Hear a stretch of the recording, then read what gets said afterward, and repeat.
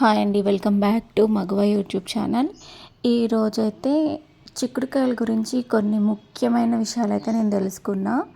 So నేను ఏదైనా కొత్త విషయం తెలుసుకున్నప్పుడు అది మీతో షేర్ చేసుకుంటున్నా. కాబట్టి ఈరోజు నేను వండే కర్రీ గురించే, దాంట్లో ఉండే విశేషాల గురించి మీతో షేర్ చేస్తా.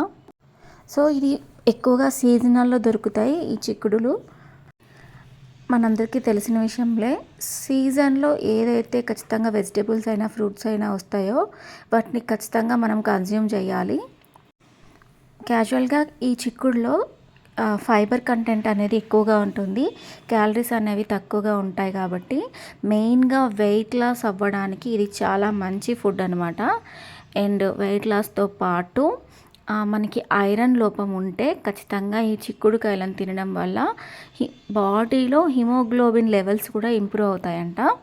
సో ఎవరికైనా బ్లడ్ తక్కువగా ఉండి రక్తహీనత ఉన్న వాళ్ళు ఎవరైనా ఉంటే సో వీక్లీ ట్వైస్ ఈ కర్రీ చేసుకొని తినడానికి మ్యాక్సిమం ట్రై చేయండి. చిక్కుళ్ళు అంటే ఓన్లీ సీజన్లో వచ్చే ఈ చిక్కుడుకాయలే కాకుండా రకరకాల చిక్కుళ్ళు ఉంటాయి. సో ప్రతి చిక్కుళ్ళలో కూడా ఫైబర్ కంటెంట్ అనేది, మెగ్నీషియం అనేది హైగా ఉంటుంది. సో మనకి ఏదైతే డెఫిషియన్సీ ఉందో బాడీలో అది కవర్ చేసుకోవడానికి దానికి సంబంధించిన ఫుడ్ తినడం అనేది చాలా బెటర్ అనేది నా ఒపీనియన్. మెడిసిన్స్ వేసుకొని కవర్ చేసుకునే స్టేజ్ దాకా మనం వెళ్ళకుండా ఎర్లీ స్టేజ్లోనే మనం ఇట్లాంటి రెమెడీస్తో మన డెఫిషియన్సీని కవర్ చేయొచ్చు.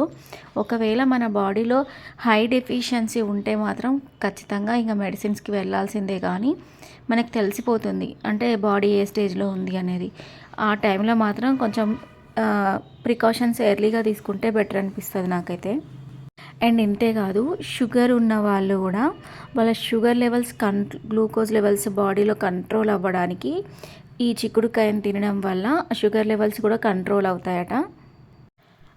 అండ్ అంతేకాదు, మెయిన్గా ప్రెగ్నెంట్ లేడీస్ ఉంటారు కదా, బిఫోర్ ప్రెగ్నెన్సీ కానీ ప్రెగ్నెన్సీ ఎర్లీ స్టేజెస్లో కానీ ఇలాంటి ఫైబర్ కంటెంట్ ఉన్న ఫుడ్ని తీసుకోవడం వల్ల పుట్టబోయే పిల్లల్లో ఎలాంటి ఉంటుంది కదా, లోపాలతో పుడతారు కదా పిల్లలు, అలాంటి లోపాలు లేని పిల్లలు పుట్టాలి, హెల్తీ బేబీ కావాలి అంటే మన డైలీ అంటే వీక్లీ చార్ట్లో ఖచ్చితంగా ఈ వెజిటబుల్ అనేది యాడ్ చేసుకోవాలి.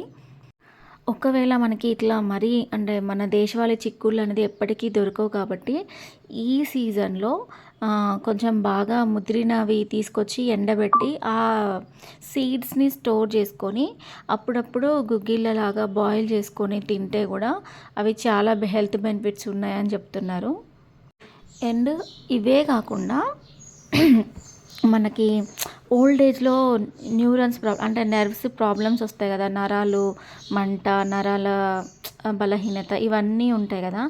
సో వీటి నుంచి రికవర్ అవ్వడానికి కూడా ఈ చిక్కుడుకాయలు మనకి హెల్ప్ చేస్తాయట. సో ఇన్ని రకాల బెనిఫిట్స్ ఉన్న ఈ చిక్కుడుకాయలు అంటే ఎంతమందికి ఇష్టమో కామెంట్ చేయండి. అండ్ కొంతమందికి మరీ కొంతమందికి ఇష్టం ఉండదు, బోర్ కొడుతుంది మరి రెగ్యులర్గా తినాలన్నా కూడా. బట్ వీక్లీ ట్వైస్ అయితే బెటర్, మనకి బోర్ కొట్టకుండా ఉంటుంది.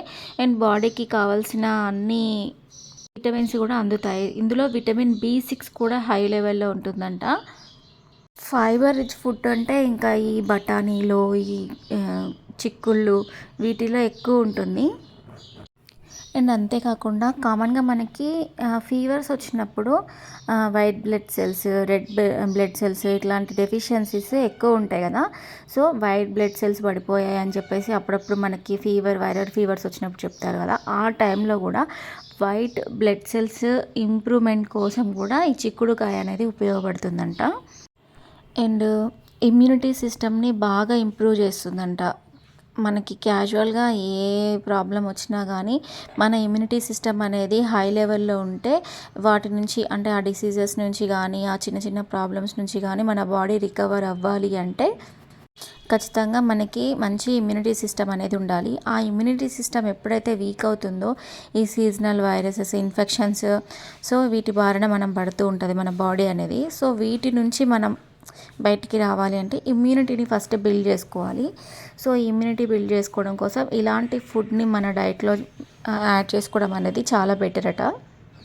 మన బోన్స్లో ఆస్టియోపోరోసిస్ అనే ఒక డిసీజ్ అనేది వస్తుందంట. సో దాన్ని నివారించడంలో కూడా ఇవి హెల్ప్ చేస్తాయట. సో ఏదేమైనా ఒక కరెంట్ తీగ లోపల ఉన్న పవర్ ఎట్లయితే మనకి కనిపించదో, ఒక ఫుడ్లో ఉండే హెల్దీ ఐటమ్స్ కూడా మనకి అట్లాగే ఇన్విజిబుల్గా ఉంటాయి. సో మనం దేన్ని కూడా నెగ్లెక్ట్ చేయకుండా హెల్దీ ఫుడ్స్ని మెయింటైన్ చేస్తే మనకి బాడీకి కావాల్సిన పవర్, అంటే మన బాడీకి ఎనర్జీ అనమాట. సో అది మనకి ఖచ్చితంగా అందుతుంది. సో ఇప్పటివరకు ఎవరైతే ఈ కర్రీని నెగ్లెక్ట్ చేస్తారో, ఇవన్నీ తెలుసుకున్న తర్వాత మీరు ఈ కర్రీ గురించి తెలుసుకొని వీటిని తినడాన్ని కంటిన్యూ చేస్తారని కోరుకుంటున్నా. అండ్ మీకు ఇది తినే అలవాటు లేకపోయినా అట్లీస్ట్ మీ పిల్లలకైనా కూడా ఎర్లీ స్టేజ్ నుంచి ఇలాంటి మంచి ఫుడ్స్ని అందించడానికి ట్రై చేయండి. కొంతమంది పేరెంట్స్ ఫీలింగ్ ఎట్లా ఉంటుందంటే, నేను తినను కాబట్టి మా పిల్లలు తినరు, నేను పెరుగు తినను సో మా పిల్లలకు అలవాట్లేదు, నేను పాలు తాగను మా పిల్లలకు అలవాట్లేదు, నేను ఎగ్ తినను మా పిల్లలకు అలవాట్లేదు. సో ఇట్లా నాలాంటి వాళ్ళు కొంతమంది ఉంటారు. సో మనకి ఉన్న ఈ ఫీలింగ్స్ అన్నిటినీ పక్కన పెట్టి బేబీ 6 months ఏజ్ నుంచే వాళ్ళకి అన్ని రకాల ఫుడ్స్ అలవాటు చేయాలి. వాళ్ళ బాడీలో ఇమ్యూనిటీ సిస్టమ్ని మనం డెవలప్ చేయాలి. సో ఈ కర్రీ ఇష్టం లేని ప్రతి ఒక్కరికి ఈ ఇన్ఫర్మేషన్ అయితే షేర్ చేయండి. అండ్ ఇలాంటి ఏదైనా కొత్త విషయం తెలుసుకున్నప్పుడు మళ్ళీ ఇంకో వీడియోతో కలుస్తా. Thank you, bye.